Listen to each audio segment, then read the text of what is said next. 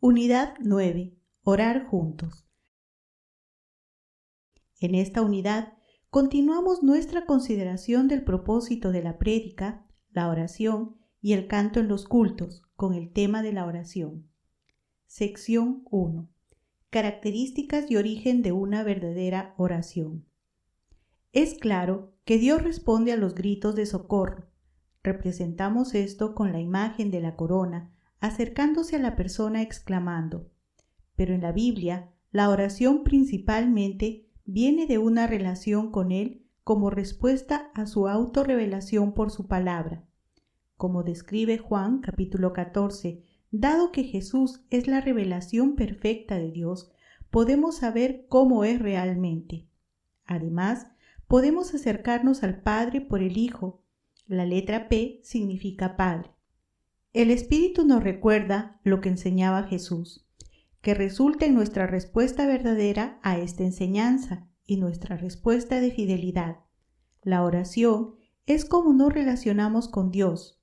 Primero nos salva y después reaccionamos en oración. Dios el Padre tiene un propósito para la creación.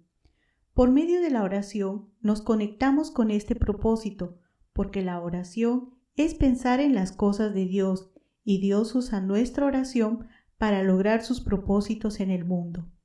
La oración es la expresión de la fe. No una fe genérica, sino la fe en la obra redentora de Jesús. Entonces la oración es una respuesta a la salvación. Dios se revela por su fidelidad a sus promesas cumplidas en Cristo. La oración es nuestra respuesta a esta revelación. Podemos responder así con oración solo por la obra anterior del Espíritu Santo, por eso la flecha. Entonces, orar en el Espíritu significa alinearse con la revelación del Espíritu que el Rey Jesús es nuestra salvación y que Dios logra sus propósitos en el mundo por la proclamación del Evangelio. En este momento sería bueno leer el Padre Nuestro para ver estos temas resumidos. Sección 2. Los progresos y el carácter de la oración en la Biblia. Primero, la oración en el Antiguo Testamento.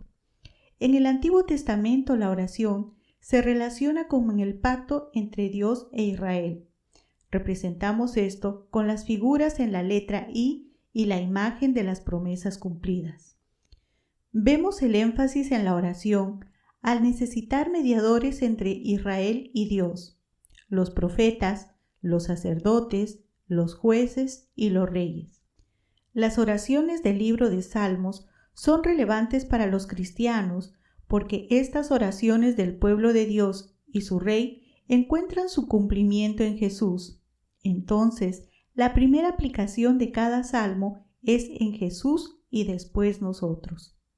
Además, los salmos muestran una gran variedad de oraciones completas. Es importante leer esta lista en el texto de Moklan con la Biblia abierta.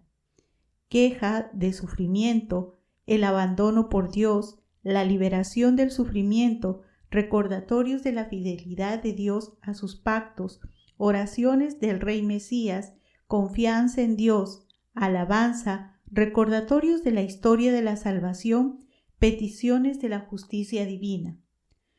Tome un momento para reflexionar. ¿Cómo es la variedad de oraciones en sus cultos?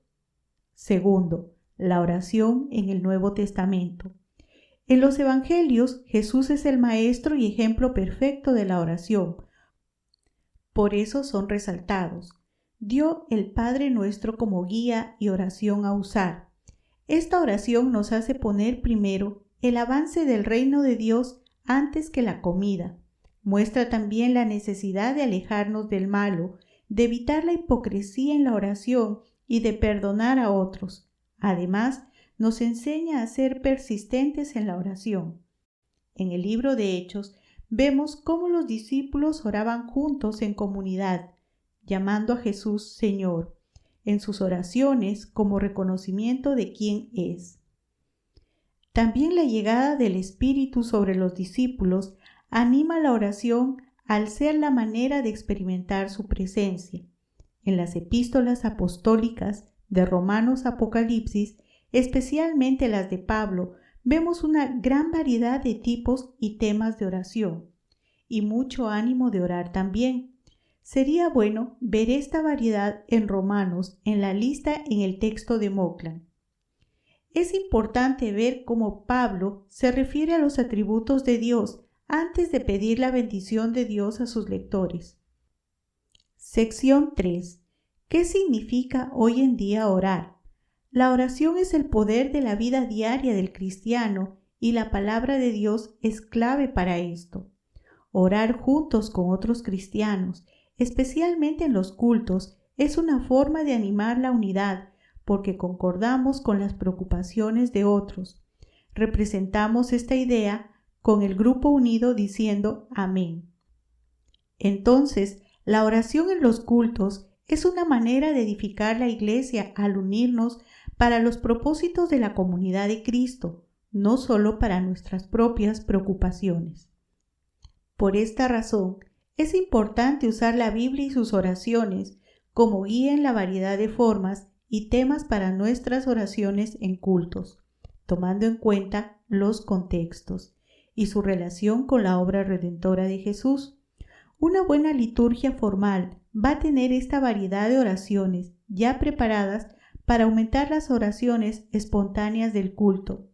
En la liturgia reformada del libro de oración hay 3 formatos de oración: colectas, oraciones con respuestas, confesión y acción de gracias. Como siempre, es importante leer las explicaciones extensas y los ejemplos completos en el texto de Moclan. Este resumen breve no es suficiente. Primero, las colectas. Esta palabra refiere al uso colectivo de estas oraciones en los cultos. Son oraciones formales que reflejan las prioridades de la palabra de Dios. Normalmente hay 3 partes: la invocación a Dios, describiendo el carácter y los atributos de Dios; la petición, lo que queremos normalmente basado en una prioridad bíblica; el ruego, una frase breve enfatizando que es solo por Jesús que oramos. Segundo, oraciones con respuestas. Después de las oraciones por el líder o el pastor, sería bueno tener también una oración breve y bíblica que la congregación ora como respuesta. Es un patrón visto en algunos salmos. Tercero, confesión y acción de gracias. Cuando confesamos el pecado como iglesia durante el culto o agradecemos a Dios, es muy útil tener una introducción, y es mejor si usamos palabras de la Biblia para luego tener un tiempo de reflexión. El texto de Moclan describe algunas posibilidades. En la Biblia, las peticiones, la alabanza y la acción de gracias normalmente están conectadas, así como recordar el carácter y los actos de Dios. Esto es un patrón bíblico de oración que sería útil replicar en los cultos. Cuando Dios responde a nuestras oraciones, es importante compartirlas en los cultos, porque fortalecen la comunidad de Cristo por medio de la acción de gracias y la adoración. Una pregunta para reflexionar: ¿está su iglesia enseñando a la congregación cómo orar juntos en el culto?